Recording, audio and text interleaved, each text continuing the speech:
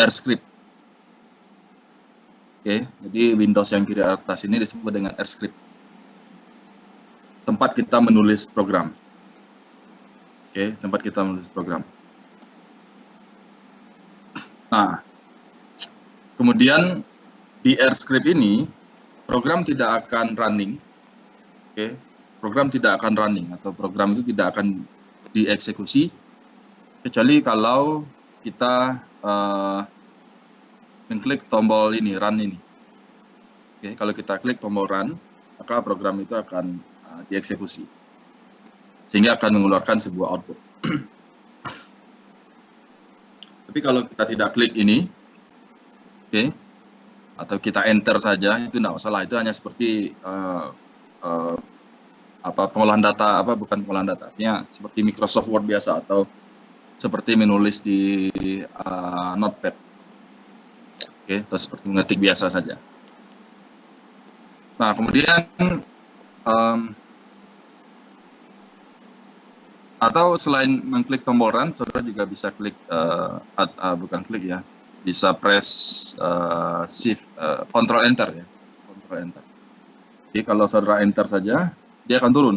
Tapi kalau saudara press secara bersama, simultan, control dan enter, maka itu fungsinya sama dengan run atau running. Oke, itu yang di bagian sini. Oke, tempat kita menulis script. Nah, kalau yang di kanan atas, itu ada 3 tab sebenarnya. Oke, connection. Kalau saudara menggunakan server ya, air server. Kemudian history. History ini komen-komen yang sudah di running sebelumnya. Oke, komen-komen yang sudah di running. Nah, kemudian ada environment. Nah, defaultnya saudara harus berada di tab environment. Oke, ini defaultnya. Karena output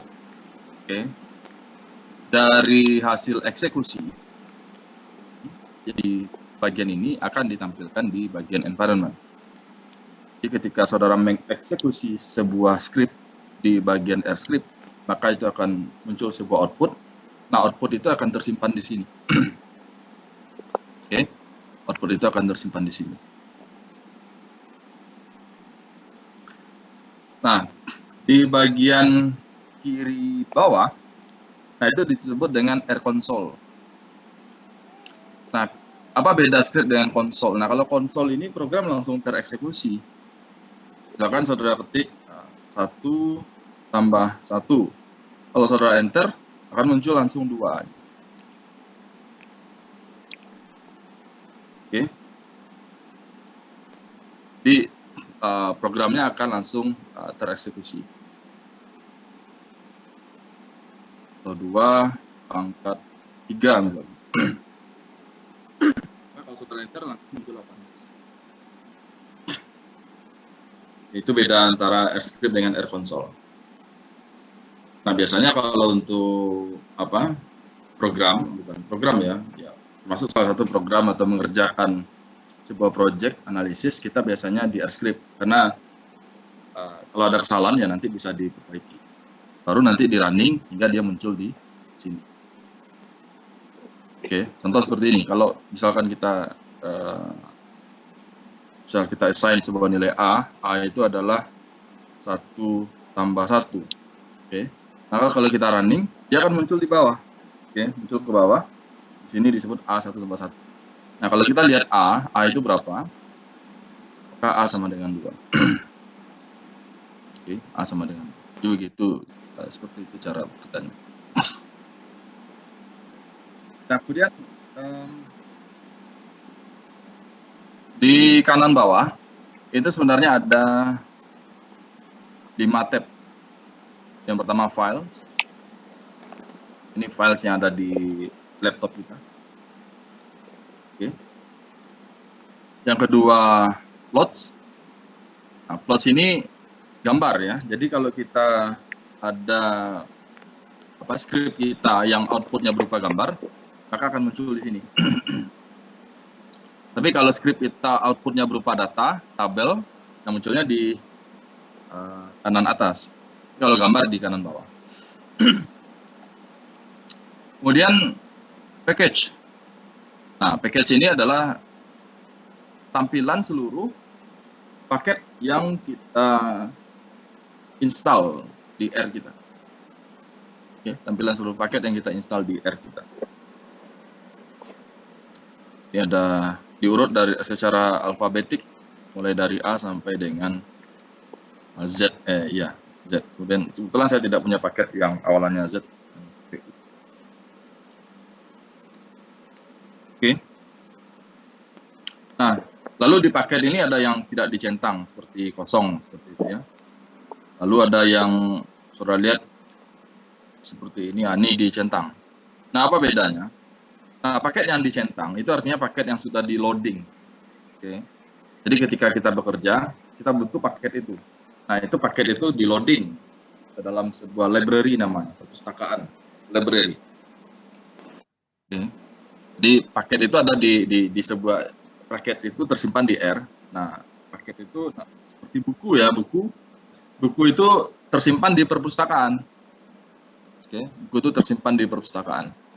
Nah, kalau kita mau baca, tentu kita ambil buku. Oke, kita ambil buku itu. Kalau kita mau baca, kita pergi ke perpustakaan, kita ambil buku itu, lalu kita baca. Nah, sama seperti ini. R itu paketnya tersimpan di dalam library-nya namanya, ada library. Nah, kalau kita mau pakai, ya kita panggil. Kita pergi ke library, kita panggil paket itu. Kita butuh paket apa saja untuk melakukan eksekusi atau running satu model dan sebagainya. Ya, jadi paket apa saja yang kita butuhkan. Lalu kita panggil. Nah, kalau tidak ya, kalau misalkan kita merunning sebuah model dan kita tidak panggil paketnya, ya itu tidak jalan. Ibaratnya kalau kita butuh mengerjakan tugas, oke, ya kita tidak melihat buku ya, tidak kita harus menyalin mengerjakan satu yang harus kita lihat buku, tapi kita tidak lihat buku, tentu tidak jadi tugasnya. Sama seperti ini, kalau kita butuh merunning atau mengeksekusi sebuah script, yang script itu membutuhkan paket, salah satu paket yang ada di library, kalau kita tidak panggil, itu tidak jalan. Nah, ini 4 script. Oke, 4 script yang ada di R Studio. Oke, R Studio. Ini adalah tampilan dari R Studio. Nah, untuk R sendiri, kalau untuk R sendiri dia langsung konsol. Jadi kalau saudara buka R, nah yang muncul itu hanya konsol. Jika kita ketik scriptnya, lalu kita enter, dia langsung tereksekusi. Kita ketik scriptnya, kita enter, langsung tereksekusi. Jadi dia agak susah bekerja di sana. Kalau kita butuh memperbaiki script sebelumnya, sementara kita sudah enter, kita harus kejar lagi ke atas. Nah, untuk ngejar ke atas itu kita harus press backup, kemudian kadang ada error dan sebagainya, itu agak susah. Jadi R itu sendiri sebenarnya tidak friendly user ya, sampai ditemukan R Studio. Sebenarnya apakah hanya R Studio? Tidak hanya R Studio. Ada lagi R Shiny ya.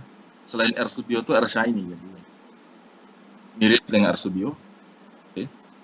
Kemudian ada lagi R Markdown. R Markdown itu bisa juga seperti R Studio. Jadi ada macam-macam.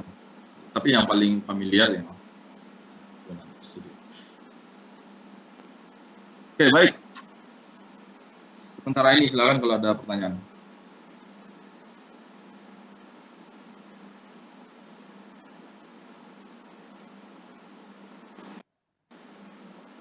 Pak, izin bertanya, Pak. Ya. Terkait kayak penggunaan rumus-rumus ini bagaimana, Pak? Apakah ada rumus ketentuan seperti stata atau bagaimana, Pak? Ya. Tentu setiap program memiliki bahasa sendiri. Sama dengan negara. Setiap negara punya bahasa. Oke. Ada bahasa Indonesia, ada bahasa Malaysia, bahasa Inggris, Tagalog, dan lainnya. Tapi pemersatu kita adalah bahasa Inggris. Program juga seperti itu. Program punya bahasa sendiri. Tapi generiknya ada. Ya, ada seperti bahasa Inggris itu ada general bahasa program itu ada. Nah, untuk R, saya tidak tahu karena bukan concern kita juga untuk mendalami apa basis program yang dipakai oleh R ini. Apakah C++, Java, tentu kita tidak akan bahas itu. Tapi untuk R, bahasa programnya itu akan berbeda dengan bahasa program di Python, di Stata, di MATLAB, di Visual Basic, C++, Java, dan sebagainya. Oke, sedikit berbeda atau banyak berbeda.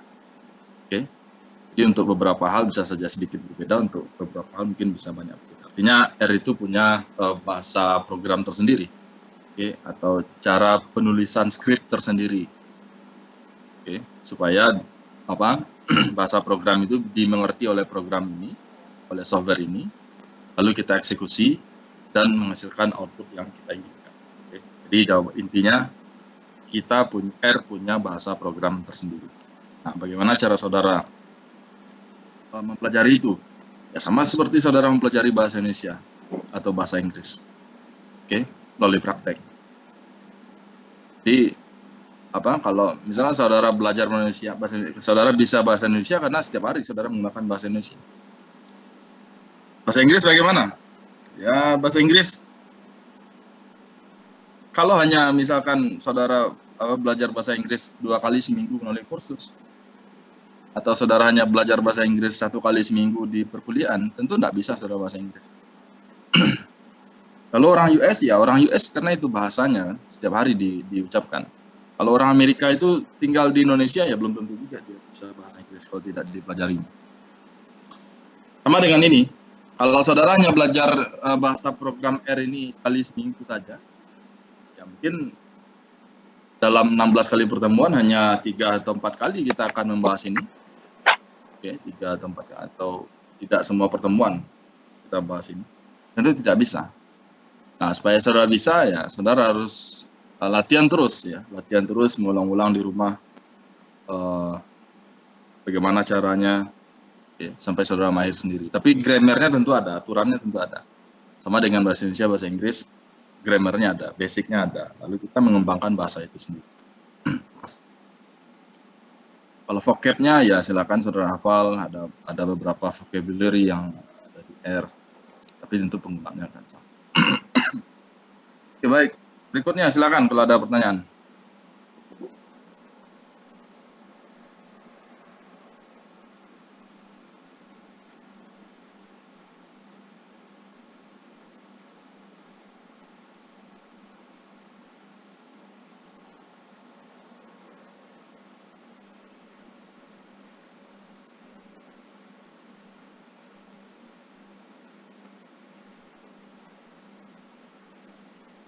Oke.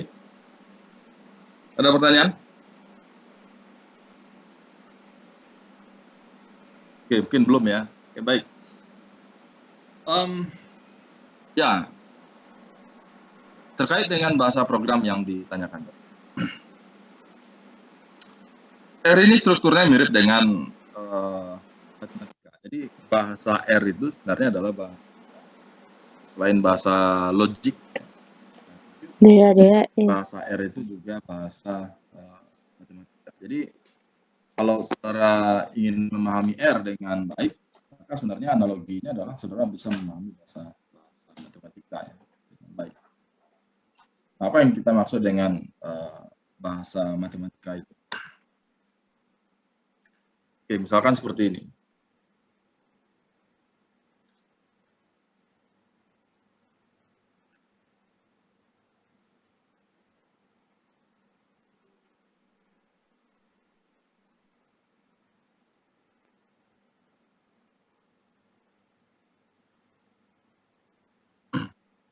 Oke. Kalau saya tuliskan seperti ini,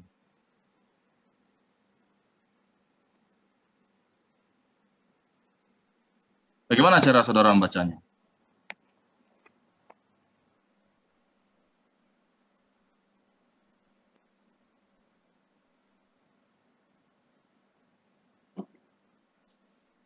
Bagaimana cara saudara bacanya? Ada yang bisa?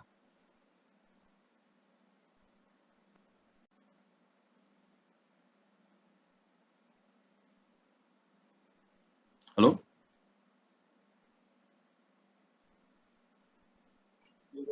Y sama dengan fungsi dari X, Pak. Ya, oke. Jadi ini bacanya adalah Y fungsi dari X. Kalau ini?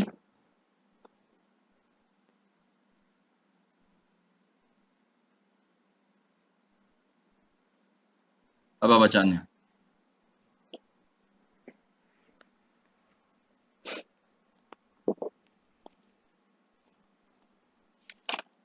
Oke, ada yang tahu? Apa ini? Bagaimana cara membacanya ini?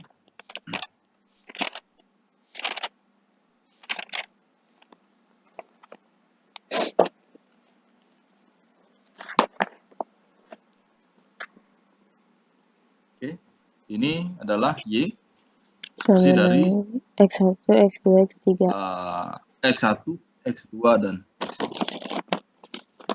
Oke, atau Y sama dengan GX, P sama dengan QX. Oke, nah ini dalam matematika kita sebut dengan fungsi. Oke, fungsi. Nah, apa ini? Y, dan P itu kita sebut dengan output. Oke, hasil dari sebuah fungsi. Nah, F, G, dan G itu disebut dengan fungsi. Oke, jadi ada berapa fungsi yang kita miliki? Nah, kita punya fungsi F, oke, ini, kemudian fungsi Y sama dengan GX, fungsi G, kemudian fungsi Q. Oke, jadi ini disebut dengan fungsi. F itu nama fungsi. Ini fungsi apa? Ini fungsi F. Ini fungsi F. Ini fungsi G. Ini fungsi Q. Oke, itu nama fungsi. Atau Z sama dengan SP misalnya. Oke, ini outputnya. Ini nama fungsinya. Fungsinya fungsi S. Oke, itu nama fungsi. Lalu yang ada di dalam kurung ini argumen. Oke, disebut dengan argumen. Atau biasanya kita sebut juga dengan input. Oke, input. Ini inputnya 1, ini inputnya 3, ini 1, 1, 1. Oke. Nah, R juga seperti itu. Untuk memperoleh output Z, kita menggunakan fungsi S dengan memasukkan input P. Jadi kalau input P ini kita masukkan, lalu diolah oleh fungsi S, diproses oleh fungsi S. Oke, kita punya input P, diproses oleh fungsi S, lalu akan menghasilkan sebuah output yang kita inginkan dengan nama Z. Oke, nah, R itu begitu bahasanya. Oke, tata bahasanya seperti itu, bahasa programnya seperti itu. Ada sebuah input yang kita masukkan, yang diolah oleh sebuah fungsi S. Nah, fungsi S ini, hasil pengolahan oleh fungsi S ini nanti akan menghasilkan sebuah output yang disebut dengan Z. Oke, nah fungsi S, atau Q atau F atau G atau apapun, atau kita sebut saja fungsi, itu berada di dalam, fungsi itu berada di library. Fungsi itu berada di paket. Oke. Nah, kalau ini sebuah paket, katakanlah ini adalah paket atau package. Nah, di dalam package ini ada fungsi.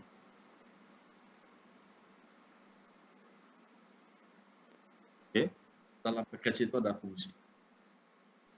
Jadi kalau kita ingin menjalankan fungsi S, kita harus panggil dulu package-nya. Nah, bisa saja fungsi S ini berada di package yang berbeda. Oke, misalkan kita punya dua package, A, package B. Nah, fungsi S ada di A, fungsi S ini juga ada di B. Oke, fungsi S ini juga ada di B. Tapi mungkin dengan algoritma yang sedikit berbeda. Tapi fungsinya sama, artinya tujuannya sama.